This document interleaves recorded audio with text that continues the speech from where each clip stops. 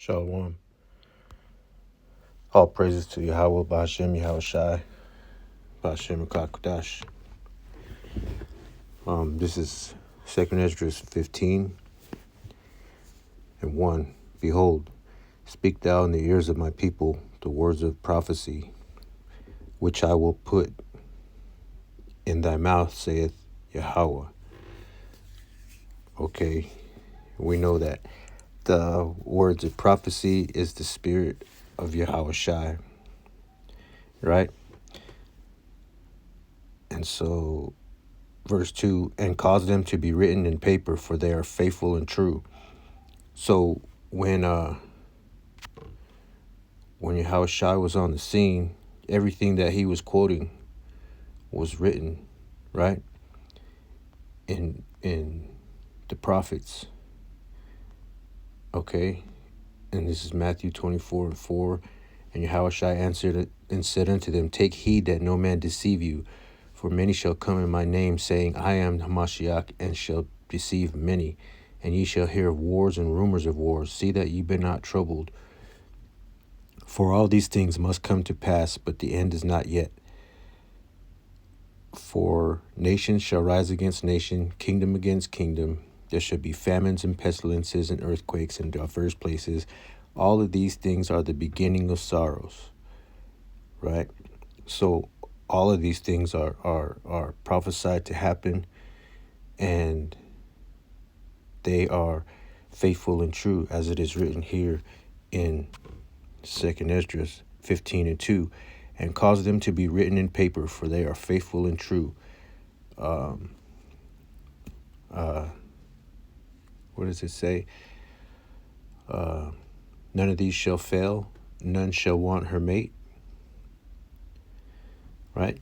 Roughly paraphrasing that scripture, all of the prophecies, they are going to come to pass. Fear not the imaginations against thee, verse 3. Fear not the imaginations against thee. Let not the incredulity of them trouble thee that speak against thee. Fear not the imaginations against thee. And what are the imaginations? The things that it says, we are not evil, or what is it? Hold on a second here. We are not ignorant. We are not ignorant of his devices. 2 Corinthians 2 and 11, right? Lest Satan should get an advantage over us, for we are not ignorant of his devices. Okay? And that's the imagination, his devices. Let's go. 2 Corinthians 2 and 11. And let's go into this word devices here real quick.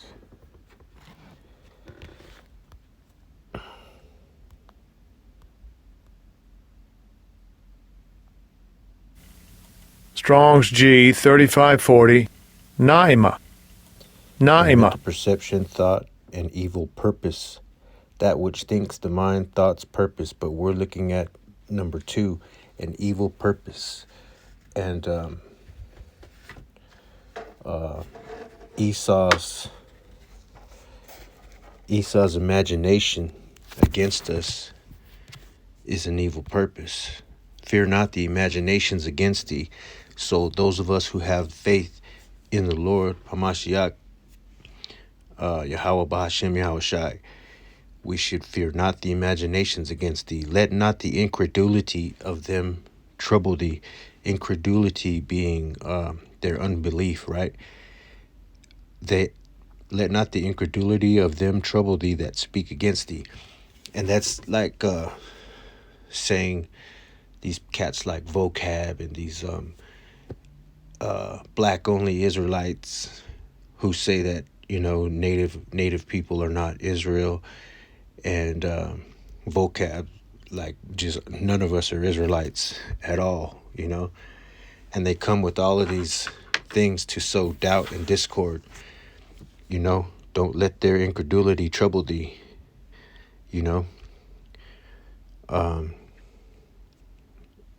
also, let me see here. Don't let the incredulity of them trouble thee. Fear not the imaginations against thee. Let's go back to Revelations real quick. Revelation.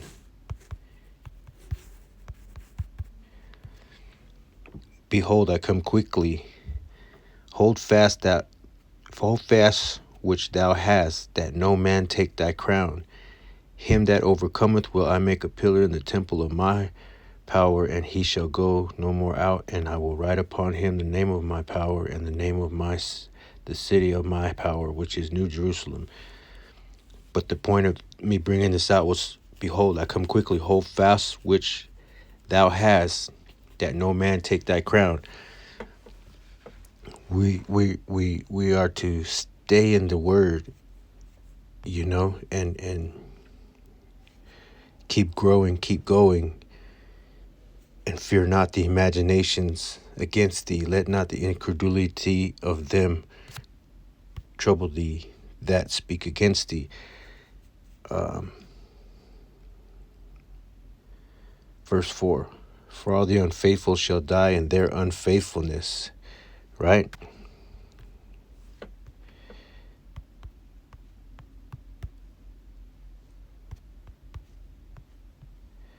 Zechariah 13:8, and it shall come to pass that in all the land, saith the Lord Yahweh, 2 parts therein shall be cut off and die, but the third shall be left therein. And I will bring the third part through the fire, and will refine them as silver is refined, and will try them as gold is tried. They shall call on my name, and I will hear them. I will say, this is my people, and they shall say, the Lord Yahweh is my power. For all the unfaithfulness, back in verse 4, 2 Esdras 15, verse 4, for all the unfaithful shall die in their unfaithfulness. 2 parts therein shall be cut off and die. So only 1/3 of our people are even going to be receptive to this message, you know. And that's why it said right there in Revelations 3:11, hold fast which thou hast.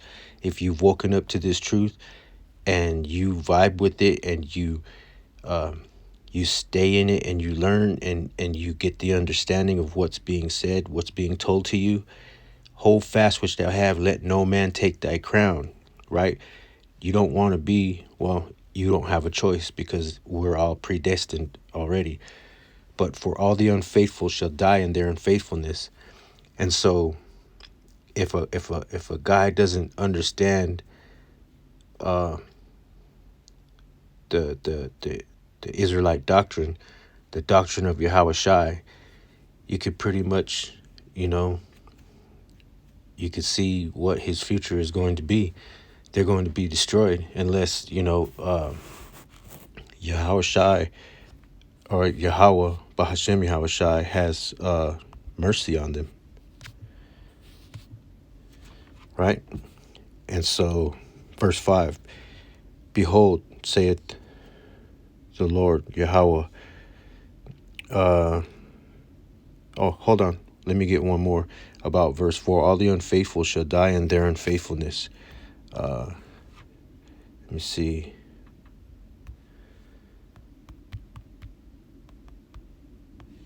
Just to back it up. For my sword shall be bathed in heaven. Behold, it shall come down upon Idumea and upon the people of my curse to judgment. And so, let not the incredulity of them that trouble thee, that speak against thee. Fear not the incredulity of them that trouble thee. Let not the incredulity of them that trouble thee, that speak against thee. For all the unfaithful shall die in their unfaithfulness, and that's not only including the 2/3 of our people, Israelites, but it's also including, it shall come down upon Idumea and the people of my curse to judgment. It's coming down on all the heathen, you know, but especially upon Idumea, because they were the Egyptians, right? Some of them. They were the Assyrians. They were the Babylonians. They were the Greeks, the Romans, and now they're the Americans. So they've always had a hand in what was been done to the people of the Lord, which is our people, right? And so we'll go back here to verse 5. Behold, saith Yahweh, I will bring plagues upon the world, the sword, the famine, death, and destruction. And we can see that all now. We can see that all happening now, because for their NWO to work, they have to gain total control over the people, over the food, over all the resources, over your every move and action. You know, they have to be able to track it, because that's what their ultimate goal has been. Well, that's what Yahweh Bahashem Yahweh Shai's ultimate goal has been for them to do, because they think that they're doing it of their own free will, but it's actually the hand of the Lord that's guiding them, because he controls both sides.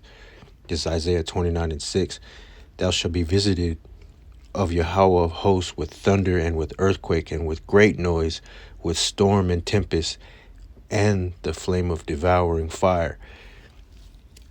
And so we see it happening also right now. Even though they say that all of the earthquakes that are happening in Turkey over the last few weeks are HARP machine man-made earthquakes, they're earthquakes nonetheless, right? Great noise with storm. There's snowstorms from the east to the west. It snowed in Vegas. It snowed in Phoenix. It snowed in LA. It snowed in Oakland. Like, there's no doubt that the Lord is visiting the earth wherein he had made, right? And so let's go back for verse 6. 2 Esdras 15:6. For wickedness hath exceedingly polluted the whole earth, and their hurtful works are fulfilled. Right? Wickedness hath exceedingly polluted the whole earth. Revelation 18:5. For her sins have reached unto heaven, talking about the whore, Babylon the Great, right? The mother of harlots. Her sins have reached unto heaven, and God have remembered her iniquities. Reward her even as she rewarded you. Speaking to us, right? Give her what she gave you, and double unto her, double according to her works, because her works unto the people of the Lord were abominable. In the cup which she has filled, fill to her double. So this is the comfort that the scriptures are talking about when it comes to the Israelites. We should be comforted by the fact that this place is going to receive double what it did to us. And that's a comfort for me. I know that for sure. Amos 9. Behold, Amos 9:8. Behold, the eyes of the Lord Yahweh power are upon the sinful kingdom, and his eyes are the angels, right? And also his too. He sees everything, and I will destroy it from off the face of the earth. So there's no escape for anybody, right? Saving that I will not utterly destroy the house of Jacob, saith Yahweh. For lo, I will command, and I will sift the house of Israel among the nations, like as corn is sifted in a sieve, yet shall not the least grain fall upon the earth. All the sinners of my people shall die by the sword, right? Which say, the evil shall not overtake nor prevent us. Okay? So, back here, for wickedness has exceedingly polluted the whole earth, and her fruitful works are fulfilled. Verse 7. Therefore saith the Lord Yahweh, I will hold my tongue I will hold my tongue no more as touching their wickedness, which they profanely commit. Neither will I suffer them in those things which they wickedly exercise themselves. And that's speaking of everybody, you know. Like they say, our people can they're so wicked now that they're even more wicked than the other nations. And so this is 2 Kings 21:9. But they hearkened not. Manasseh seduced them to do more evil than did the nations whom the Lord Yahweh destroyed before the children of Israel. So our people have even surpassed the other nations in wickedness, you know. And it kind of showed it the other night. I was watching that TV show Snowfall, and one of the dudes had left the hood and went back to Africa. Well, not back to Africa. He had never been there, but he went to Africa, and it was a totally different vibe when he was there. And then when he came home, the very first thing, he went back to the projects, and everybody in the projects had a gun. Everybody was doing drugs and drinking, and like just a totally degenerate spirit that's in Babylon the Great. And you can see why the Lord's saying that he will destroy this place from off the face of the earth. And it says right here in verse 8, I will hold my tongue no more as touching their wickedness, which they profanely commit, profanely being outside of the temple, right? Neither will I suffer them in those things which they wickedly exercise themselves. Behold, the innocent and righteous blood crieth unto me, and the souls of the just complain continually. So there's a precept there. Let's get it. Revelation 6:10.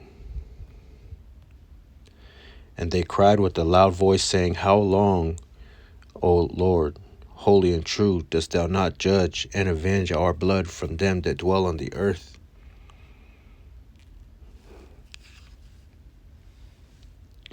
And so there's another one here. 19:2. For true and righteous are his judgments, for he hath judged the great whore, which did corrupt the earth with her fornication, and hath avenged the blood of his servants at her hand. So this is what's coming for Babylon the Great, right? Is her judgment.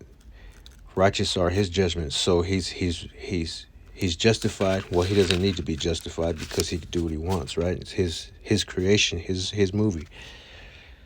For true and righteous are his judgments, for he hath judged the great whore, Babylon the Great, which did corrupt the earth with her fornication. Right? All of everything, they make everything okay, you know, when there's supposed to be statutes and laws and commandments to follow in order to have life more abundantly. But none of these nations take heed to any of that. Okay, so back here, I will suffer them those things in which they wickedly exercise themselves. Behold, the innocent and righteous blood crieth unto me, and the souls of the just complain continually. And that's really what we're supposed to be doing, right? So let's go to, real quick, Numbers 35. So ye shall not pollute the earth wherein ye are, for blood it defiled the land, and the land cannot be cleansed of the blood that is shed therein, but by the blood of him that shed it, right? Behold, the innocent and righteous blood crieth unto me, and the souls of the just complain continually. So the blood that is shed therein cannot be cleansed but by the blood of him that shed it. And that's why the Lord has a sacrifice in Basra. Let's get Revelation 17 and 6 really quick.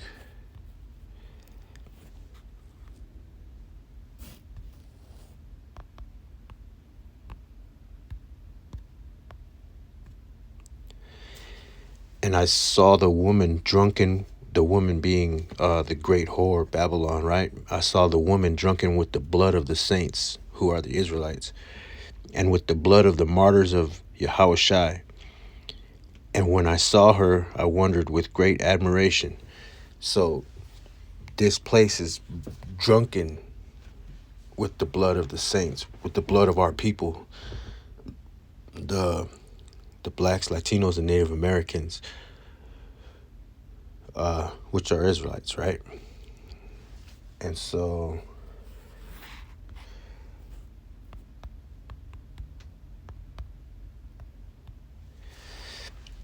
Genesis 4:9, and the Lord power Yahweh said unto Cain, where is Abel thy brother? And he said, I know not, am I my brother's keeper? And he said, what hast thou done? The voice of thy brother's blood crieth unto me from the ground.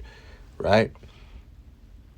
And so all of these wicked, evil Edomites here are the descendants of Cain, right? And the bloodshed that they cause throughout the earth, the Lord hears the souls of those dead crying unto him, right?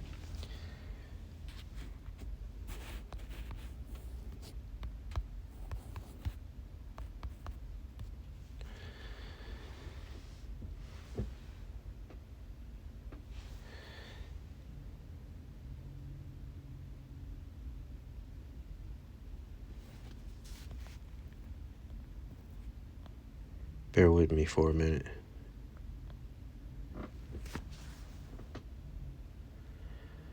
The voice of the souls of the just complain continually. And therefore saith the Lord, I will surely avenge them, and receive unto me the innocent blood from among them. And therefore saith the Lord, I will surely avenge them. Right? That's what he was saying. I have their Redeemer is strong, Yahushai, and receive unto me all the innocent blood from among them. Behold, my people is led as a flock to the slaughter. I will not suffer them now to dwell in the land of Egypt. And we know that America is spiritually called Sodom and Egypt, right? Just goes into double straits, a land of difficulty, right? Because since we've been here, our souls have had no rest. But I will bring them with a mighty hand and stretched out arm, and smite Egypt with plagues as before, and I will destroy all the land thereof. And we went into already some of the ways that he's doing that, and it's also the spirit of this Edomite to bring in their new world order. They're creating their own destruction. They believe that their goal is going to work, but it's ultimately going to destroy their own civilization, because the souls of the just are going to be crying, and the Lord is not going to put up with it for very long. He's going to do a mighty work in the eyes of the whole entire earth. Egypt shall mourn, and the foundation of it shall be smitten with the plague and punishment that God shall bring upon it, right? And the foundation of it,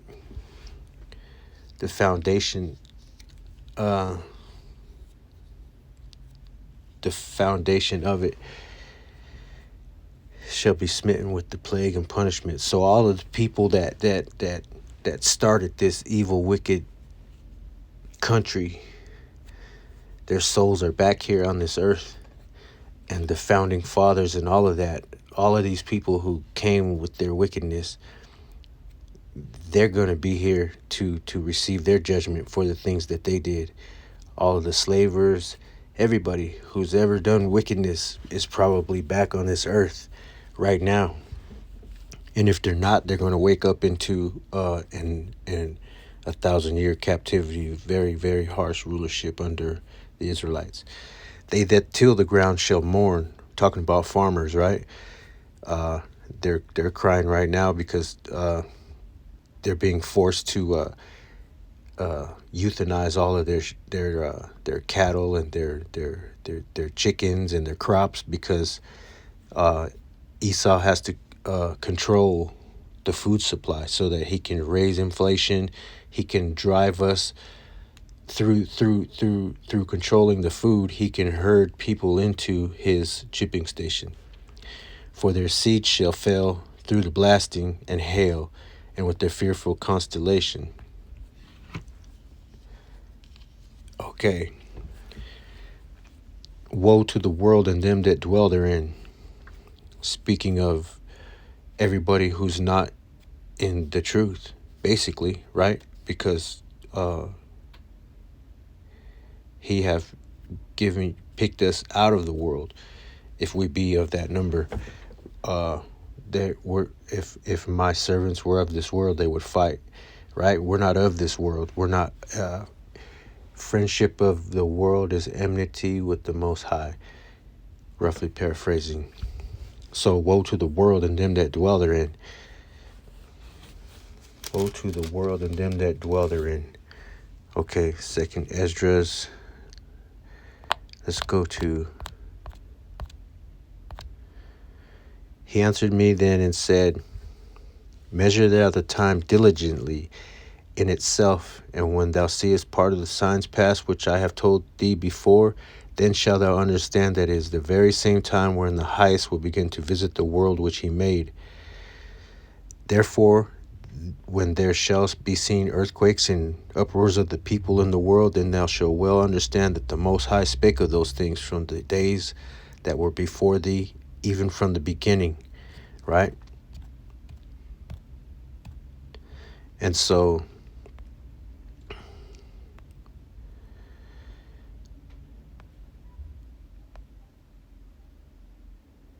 they that till the ground shall mourn, their seed shall fail through the blasting. Woe to the world and them that dwell therein. For the sword and their destruction draweth nigh, and one people shall stand up and fight against another, and swords in their hands. And all hell is going to break loose.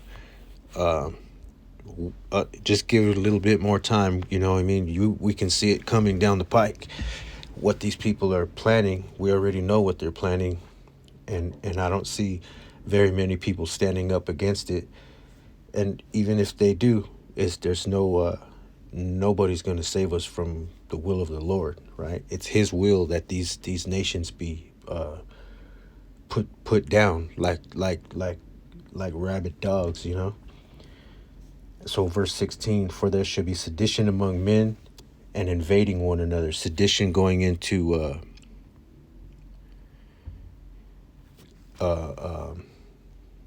people going against their own government, right? And invading one another. For there shall be sedition and invading one another. They shall not regard their kings nor princes, and the course of their actions shall stand in their power. So they're not going to care about what Biden has to say or Trump has to say should he get reelected. They don't give a shit about none of that. You know, everybody's going to be worried about feeding their family and protecting the things that they have, you know, so it's going to get real ugly. And there's a lot of homeless people, and you know, at some point they're all going to realize that they have nothing to lose, you know. A man shall desire to go into a city and shall not be able, because they're not going to be able to fully bring in their new world order unless they enact a martial law and prevent travel from place to place, you know?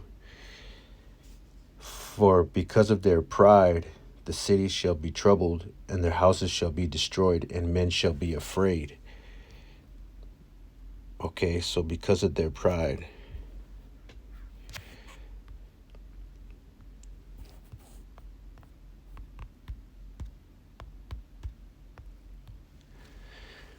Proverbs 16:18, pride goeth before destruction, and a haughty spirit before a fall. And America's spirit is very haughty. They're the proudest nation on earth. Their symbol is the eagle, the most proudest bird that you could think of, right? And right here, I'll read 19. Better is it to be of a humble spirit with the lowly than to divide the spoil with the proud, right? So the men of the Lord would be humble, and not just in word, but in deed also, right? Like you have these dudes from Sakari. If you look at Alazar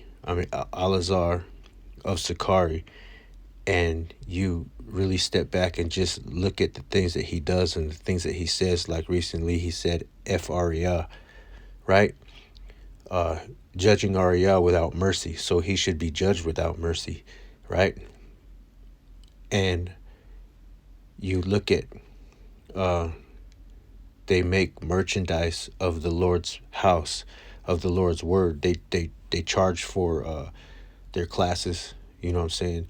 They want you to Cash App or PayPal or Super Chat in every one of their classes. They wear hats while they preach. You know, they're everything that the scriptures say for us not to do, they do. They're greedy of gain. You know what I mean? They do it all for money and for fame. Friendship with the world is enmity with God, and they're worldly as hell. They haven't been reborn, it doesn't seem like, because they bring their world, everything that they were doing in the world. Well, they weren't even doing it in the world, because if you go back and look at the GMS San Diego videos of Alazar teaching on the streets, you could see that he didn't have any money, he didn't have any fame, you know, and he was still proud, but he learned enough to do what uh, uh, Bishop Nathaniel has done, to go on his own and to not have to be under anybody, where he would be free to create ways to make a living, a very good living, off of this word. And that's exactly what he's done. And he surrounded his people, himself, with people who go along to get along, right? And if I see it, you know that even more studied people see it, you know, like they don't believe in Paul's writings. You know, the just there's so many things that they do that are totally against the scriptures, but they justify themselves. They figure out ways to try to justify themselves, but you know, I you know, I lost any kind of respect that I had for that group, especially after I had texted them once about their classes, and they said that most people pay $150 to $300 to join their classes. No, man, I hell no. You know, freely which thou receive, freely give, right? Okay, so men shall have, because of their pride, cities shall be troubled, the houses shall be destroyed, and men shall be afraid. A man shall have no pity upon his neighbor, and shall destroy their houses with the sword, spoil their goods because of the lack of bread and the great tribulation, right? And so all of this is going to be taking place. But the Most High told us that wisdom, Isaiah 33:6, that wisdom and knowledge shall be the stability of thy times and the strength of salvation. The fear of the Lord is his treasure, right? So wisdom and knowledge shall be the stability when we're going through these things, right? The wisdom and knowledge of Yahweh Bahashem Yahweh Shai. I'm going to do a couple of more, and I'm going to close it. Proverbs 9:10. The fear of the Lord is the beginning of wisdom, and the knowledge of the holy is understanding. The fear of the Lord is the beginning of wisdom, and the beginning of knowing and fearing the Lord is knowing his name, right? Yahweh. And the knowledge of the holy is understanding. So it wasn't joking when it said to be ye separate. We're not supposed to be worldly like these Sakari guys. They go on to No Jumper, you know. They praise Martin Luther King. They say he praised Coolio over Aria, you know, like just everything that this dude does is worldly, you know. So I just he really bugs me for some reason, and I shouldn't even, like, you know, but it's good because it shows people like us, people like me, what not to do, right? Okay, so I'm gonna get one more here.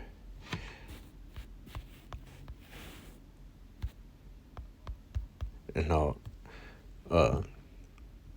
neither is there, Acts 4:12, neither is there salvation in any other, right? For there is none other name under heaven given among men whereby we must be saved. And so the fear of the Lord is treasure.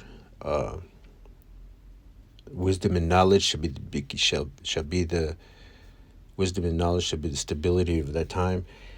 And the name of the Most High and his Son is the only, neither is there salvation in any other, for there is none other name under heaven given among men whereby we must be saved. So if you're calling on Ahaya or Yahuwah or Yeshaya or whoever, he's not going to hear you, you know. None of us would appreciate being called by a different name than our own name.